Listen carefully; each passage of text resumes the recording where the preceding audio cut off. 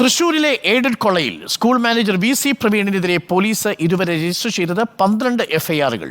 കുരിച്ചുഴി, മച്ചാട്, പള്ളിക്കൽ സ്കൂളുകളിലായി നിയമനത്തിന്റെ മറവിൽ വി.സി. പ്രവീൺ 30 കോടിയിലേറെ രൂപ തട്ടിയെന്നാണ് പ്രാഥമികമായ കണക്ക്.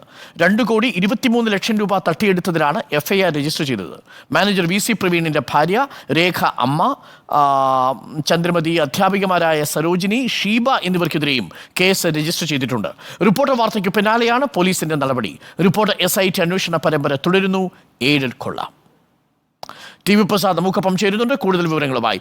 TV പ്രസാദ്, ഏറ്റവും ഒടുവിൽ നമുക്ക് ലഭിക്കുന്ന വിവരം അനുസരിച്ച് കോടിക്കണക്കിന് രൂപയാണ് ഈ വി.സി. പ്രവീൺ തട്ടിയെടുത്തിരിക്കുന്നത്. എഫ്ഐആറിലും അത് പ്രതിഫലിച്ചിട്ടുണ്ട് എന്നാണ് മനസ്സിലാക്കുന്നത്.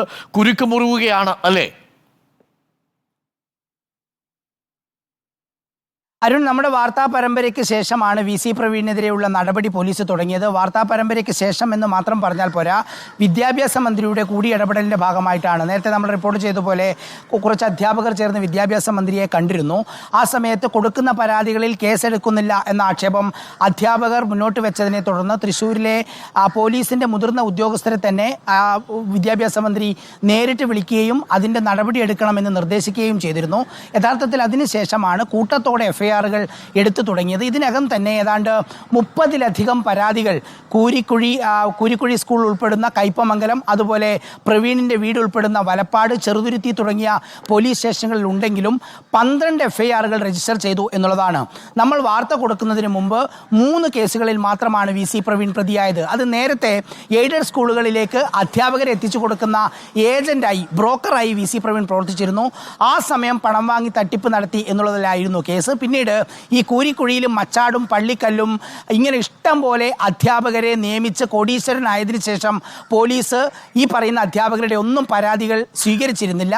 ഇപ്പോൾ നമ്മുടെ വാർത്താ പരമ്പരയ്ക്ക് ശേഷം, എയ്ഡഡ് കൊള്ളയ്ക്ക് ശേഷമാണ് നിരന്തരമായി ഇപ്പോൾ എഫ്ഐആർ എടുത്തുകൊണ്ടിരിക്കുന്നത്. 12 എഫ്ഐആറുകളാണ് ഇതുവരെ ആകെയുള്ളത്. അതിൽ വന്ന തട്ടിപ്പിന്റെ കണക്ക് കൂട്ടിയാൽ അരുൺ, 2 കോടി 23 ലക്ഷം രൂപയുടെ തട്ടിപ്പിൽ എഫ്ഐആർ തന്നെ രജിസ്റ്റർ ചെയ്തു. ആകെ 160-ലധികം അധ്യാപകരിൽ നിന്നാണ് 10 ലക്ഷം രൂപ മുതൽ 35 ലക്ഷം രൂപ വരെ വി.സി. പ്രവീൺ വാങ്ങിയത്. ശരാശരി കൂട്ടിയാൽ 30 കോടിയിലധികം രൂപയുടെ തട്ടിപ്പ് പ്രവീൺ നടത്തി എന്ന പ്രാഥമിക വിലയിരുത്തലിൽ നമുക്ക് എത്താൻ പറ്റും. ഓരോന്നും പരാതികളായി വരികയാണ്. ഇപ്പോഴും കയ്പമംഗലത്തും ചെറുതുരുത്തിയിലും വലപ്പാടും ഉൾപ്പെടുന്ന ഈ പോലീസ് സ്റ്റേഷനുകളിൽ നിരവധി പരാതികളിൽ ഇനിയും എഫ്ഐആർ എടുക്കേണ്ടതുണ്ട്. അരുൺ, പ്രധാനപ്പെട്ട കാര്യം വി.സി. പ്രവീൺ മാത്രമല്ല ഇതിൽ പ്രതിയാകുന്നത് എന്നുള്ളതാണ്. വി.സി. പ്രവീണിന്റെ തന്നെ കൂരിക്കുഴി സ്കൂളിലെ അധ്യാപികയായ ഭാര്യ രേഖക്കെതിരെയും നിരവധി കേസുകൾ വന്നു. അമ്മ ചന്ദ്രമതിക്കെതിരെയും കേസുകൾ വന്നു. കൂരിക്കുഴി സ്കൂളിലെ മുൻ അധ്യാപിക സരോജിനി, നിലവിലെ സംസ്കൃത അധ്യാപിക ഷീബ എന്നിവർക്കെതിരെയും പോലീസ് ഇതിനകം തന്നെ കേസ് രജിസ്റ്റർ ചെയ്തിട്ടുണ്ട്. അരുൺ, നമ്മുടെ വാർത്താ പരമ്പര തുടങ്ങുന്നതിൻ്റെ ഒരാഴ്ച മുമ്പ് ആലപ്പുഴ സ്വദേശി കൊണ്ടുപോയി 15 ലക്ഷം രൂപ വി.സി. പ്രവീണിനെ ഏൽപ്പിച്ചു. അവരുടെ പരാതിയും ഇപ്പോൾ പോലീസ് സ്റ്റേഷനിലുണ്ട്. നമ്മുടെ വാർത്തയ്ക്ക് ശേഷം ഒരാളും പണമായി വി.സി. പ്രവീണിനെ സമീപിക്കുന്നുമില്ല. വി.സി. പ്രവീണിന്റെ കച്ചവടം പൂട്ടുകയും ചെയ്തു. പക്ഷേ അരുൺ, ഇത്ര കാലം നടത്തിയ, സർക്കാരിനെ പറ്റിച്ചും നിരവധി അധ്യാപകരെ പറ്റിച്ചും നടത്തിയ കാര്യങ്ങളിലാണ് ഇനിയിപ്പോൾ പ്രധാനമായും നടപടി വേണ്ടത്.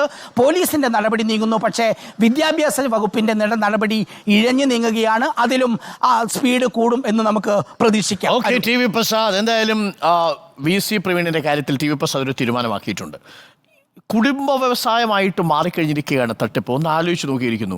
ഈ ചങ്ങാതിമാർക്ക് വേറെ പണിയൊന്നുമില്ല. പൈസ കൊണ്ട് കൊടുത്ത് ഇതേപോലെയുള്ള കുരുക്കുകളിലേക്ക് പോകുന്ന ഈ ഭാവി അധ്യാപകരുടെ കാര്യം കൂടി നമ്മൾ എന്തിനാ പറയുന്നതല്ലേ?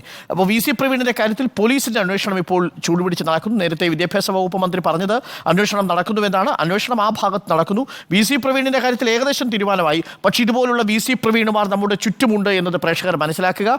അത് സിംഗിൾ മാനേജ്മെൻറ്റുകളാണെങ്കിലും ശരിയല്ല, മറ്റു ചില കമ്മ്യൂണിറ്റി മാനേജ്മെൻറ്റുകളാണെങ്കിലും വലിയ രീതിയിലുള്ള കൊള്ള തന്നെയാണ് ഈ മേഖലയിൽ നടക്കുന്നത്. അതിൽ വി.സി. പ്രവീൺ ഒരു പടി കൂടി മുന്നോട്ട് പോയിരിക്കുന്നു എന്നുള്ളതാണ്. ഇത്തരം കൊള്ള നടത്തുന്ന മാനേജ്മെൻറ്റ് സ്ഥാപനത്തിലെ വീരപ്പനാണ് വി.സി. പ്രവീൺ. ബാക്കിയുള്ളവരും പല പല റാങ്കുകളിലാണ് ഇത്തരം തട്ടിപ്പുകൾ നടത്തിക്കൊണ്ടിരിക്കുന്നത്. ലക്ഷക്കണക്കിന് രൂപയാണ് ഇവർ വാങ്ങുന്നത് സ്കൂൾ നിയമനത്തിനായി. എന്നിട്ട് നിയമനം കൊടുക്കുന്നില്ല എന്നതാണ് വി.സി. പ്രവീണിൻ്റെ കാര്യത്തിലുള്ള തട്ടിപ്പിലെ ഒരു പ്രധാനപ്പെട്ട കാര്യവും.